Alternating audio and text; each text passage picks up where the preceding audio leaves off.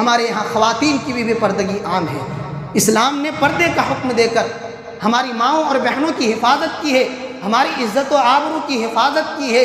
اللہ تعالیٰ نے قرآن مقدس کے اندر حکم دیا ہے وَقُلْ لِلْمُؤْمِنَاتِ يَغْضُضْنَ مِنْ أَبْصَارِهِنَّ وَيَحْفَظْنَ فُرُوجَهُنَّ۔ اے نبی صلی اللہ علیہ وسلم، آپ مومنہ عورتوں سے کہہ دیں کہ وہ اپنی نگاہوں کو نیچی رکھیں اور اپنے شرمگاہوں کی حفاظت کریں اور اپنے زینت کا اظہار نہ کریں، اور جب کہیں وہ نکلیں یا گھر میں رہیں تو اپنے گریبانوں کے اوپر دوپٹے کو ڈالے رکھیں، اپنے گریبانوں میں اوڑھنیاں لٹکائے رکھیں، بے پردگی اور عریانیت کا مظاہرہ نہ کریں۔ تو یہ اللہ تعالیٰ نے حکم دیا ہے ان کی حفاظت کے لیے، ان کی بہتری کے لیے۔ بعض جو تجدد پسند خواتین ہیں وہ یہ کہتی ہیں ماڈرن خواتین کہ اسلام نے پردے کا حکم دے کر عورتوں پر ظلم کیا ہے، مردوں کو آزاد چھوڑا ہے، عورتوں کو قید کر دیا ہے۔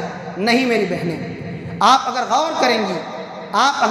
غور کریں گی تو معلوم ہوگا جو قیمتی چیزیں ہوتی ہیں، ہیرے جواہرات، سونے چاندی اور خزانے، انسان اس کو چھپا کر رکھتا ہے، ان کو گھر کے باہر نہیں رکھتا، راستے میں لے کر نہیں چلتا۔ اگر ضرورت بھی پڑتی ہے تو بڑے اہتمام کے ساتھ اور بڑے ہی پردے کے ساتھ اس کو لے کر کے جایا جاتا ہے۔ اسلام کی نگاہ میں عورتوں کا یہ مقام ہے کہ اسی قیمتی ہیرے جواہرات کی مانند ہیں، ان کو کوئی دیکھ نہ پائے، ان کو کوئی اچک نہ پائے۔